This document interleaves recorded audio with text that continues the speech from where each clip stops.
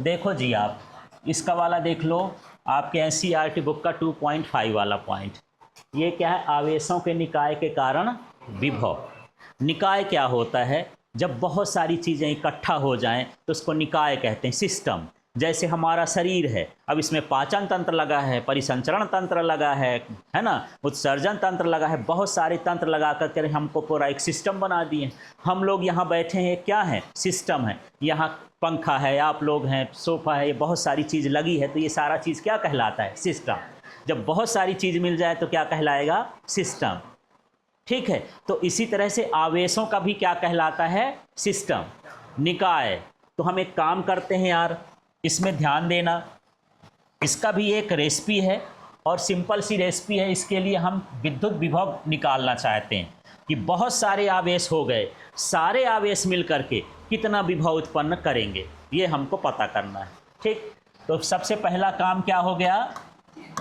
चित्र हो गया। और दूसरा काम एक फार्मूला लिखना है, V = 1/4πε0 Q/R। और इसके बाद कुल विभव निकालना है, V = V1 + V2 + और ये क्या हो जाएगा? V1।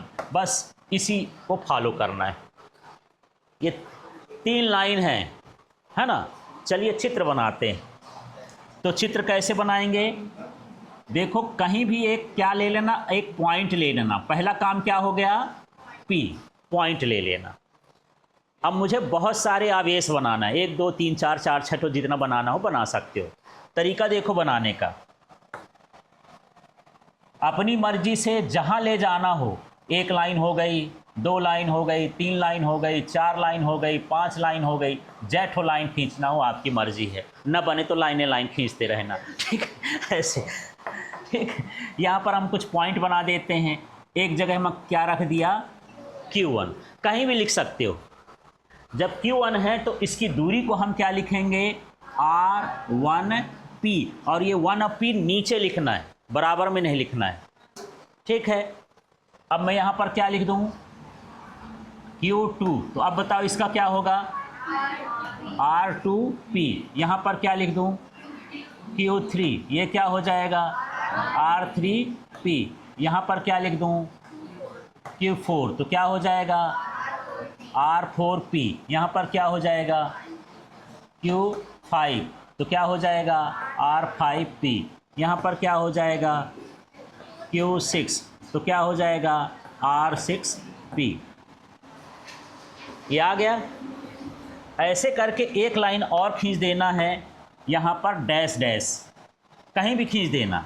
ये बता रहा है कि ऐसे ही लाइन खींचते जाएंगे, है ना। तो एक हमको ऐसा भी मिलेगा जो हो जाएगा Qn और ये हो जाएगा RNP, है ना। नंबर ऑफ लाइन्स हो सकती है, तो आप 3-4 लाइन ही खींचिएगा। मैं ज़्यादा खींच दिया हूँ, 3-4 लाइन ये खींच दीजिएगा। एक ठो डैश खींचना ज़रूरी है। समझ में आ गया? ये कहलाया आवेशों का निकाय। लिखा है ना, आवेशों का निकाय। और मुझे P बिंदु पर क्या ज्ञात करना है? विभव।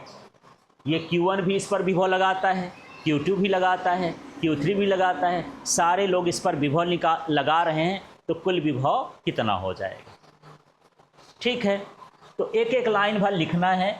यहाँ पर एक और मैं लिख देता हूँ, Q1 आवेश के कारण P बिंदु पर क्या निकालना है? विभव। और इसी तरह Q2 Q3 ऐसे लिखते जाएंगे। तो देखो यहाँ शब्द लिखोगे, क्या लिखोगे? Q1 आवेश के कारण विभव। सूत्र वो लगाना है, उसको देखो तो क्या लिखा है, बोलो। V, तो बहुत सारी निकालना, तो 1 कर दूं, क्या हो जाएगा? V1। अब बोलो 1/4πε0। फिर हाँ, इसमें आवेश क्या हो गया? हाँ, इसमें Q लिखे हो, यहाँ क्या लिख दोगे? Q1। दूरी बताओ, R1P। देखो यहाँ Q1 की दूरी इससे देख लेना, क्या है? R1P। तो ये मैं लिख दिया R1P। फिर अब किसका निकालोगे? Q2 आवेश के कारण विभव। इसी तरह से Q3 आवेश के कारण विभव। तो बार बार यदि नहीं लिखना है तो यहाँ लिख देना, इसी प्रकार ये क्या हो जाएगा इसी प्रकार। अब शब्द ना लिखना पड़ेगा, जैसा Q1 का निकाले हैं वैसा कैसा निकालेंगे Q2 का। तो मैं इधर लिख देता हूँ V2 बराबर क्या हो जाएगा बताओ, याद तो हो गया होगा 1/4 पाई एप्सिलॉन नॉट। यहाँ क्या लिखूँ, यहाँ क्या हो गया Q2 और यहाँ क्या हो जाएगा R2P। ठीक है, इसी तरह से क्या लिख दूँ V3, इनके नीचे अब शब्द नहीं बनाना है, सीधे लिख दोगे।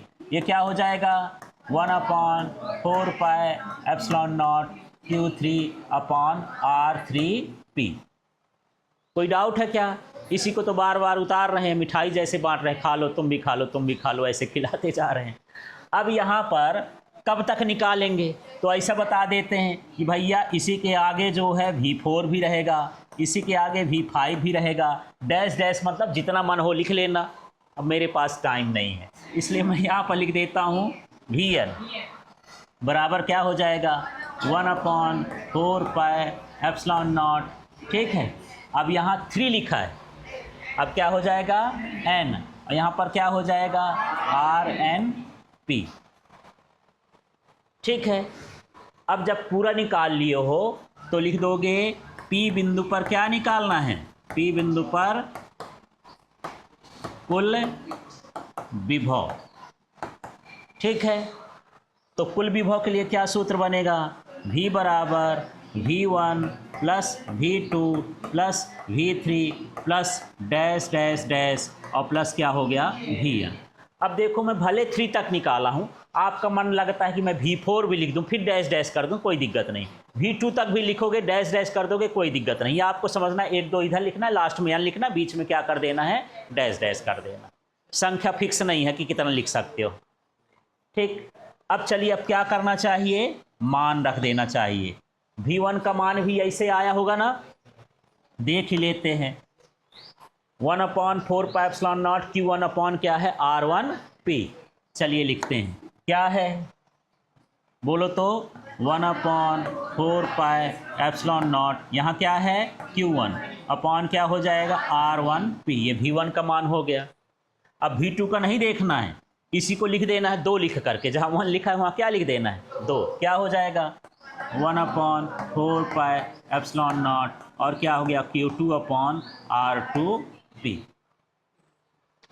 ठीक है, प्लस अब 3 का मन नहीं कर रहा, मैं नहीं लिख रहा हूँ, आप भी मत लिखना, 1 2 ठो लिख देना, कोई दिक्कत नहीं, कम से कम 2 लिखना है ना। यहाँ बताओ तो 1/4 पाई एप्सिलॉन नॉट और Qn/RnP।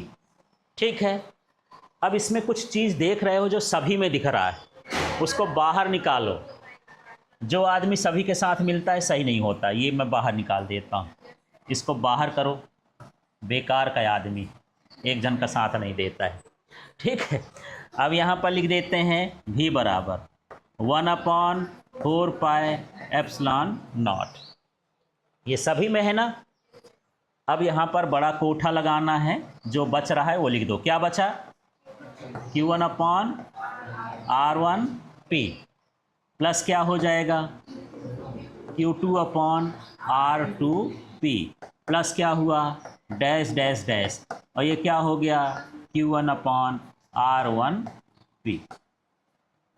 तो कोई आपसे पूछे कि यार जब बहुत सारे निकाय में आवेश हों तो उसका विभव क्या होगा, तो इतना बड़ा सूत्र बताओगे V = 1/4 पाई एप्सिलॉन Q1, इसके फिर Q2 फिर Q3 फिर Q1, ऐसे ज़्यादा टाइम लगेगा। तो गणित में एक नियम बनाया गया है कि जब ऐसे जोड़ हो तो हम उसको सिग्मा से व्यक्त कर लेते हैं। जोड़ को किससे व्यक्त करते हैं, सिग्मा से। तो यहाँ पर देखो फाइनली ये V को जगह में क्या लिख दिया V, ये जो कॉमन है इसको बाहर निकाल दो, इसका तो जोड़ हो ही नहीं रहा है ना। ये हो जाएगा 1/4 पाई एप्सिलॉन नॉट। ठीक है, इसके बाद यहाँ पर हम क्या लगाएंगे सिग्मा, ये सिग्मा हो गया, ये सिग्मा का संकेत। बहुत सारी चीज़ों का जोड़ हम ऐसे बताते हैं सिग्मा से। ठीक है, पर जोड़ कहाँ से रहे हैं ये हमको बताना पड़ेगा। तो ये इनिशियल नंबर, इनिशियल आई माने कहाँ से चालू होता है 1 से, और कहाँ तक जाता है n तक, ये ध्यान रखना है। ये लिखने का तरीका समझ में आया। ये तो बाहर है, ये लगा दिए। जोड़ है, उस जोड़ की जगह क्या लगाए हो सिग्मा। कहाँ से चालू होता है ये, आई से, आई का मान ये कहाँ से चालू हो रहा है, 1 से, और कहाँ तक जाएगा ये, n तक, तो आई से n तक ऐसा कहलाता है कि जोड़ कर रहे हैं कहाँ से, आई से n तक। अब ये फर्स्ट वाले सूत्र को उतार देना है, इसको क्या लिखा है, q, और 1 का मान क्या हो गया, i, तो क्या बनेगा, क्यू आई, और बटे में देखो क्या है, आर आई पी, तो ये हो गया आर आई पी। इस तरह से आपको ये निकालना है सूत्र। ठीक है, क्लियर हो गया इतना।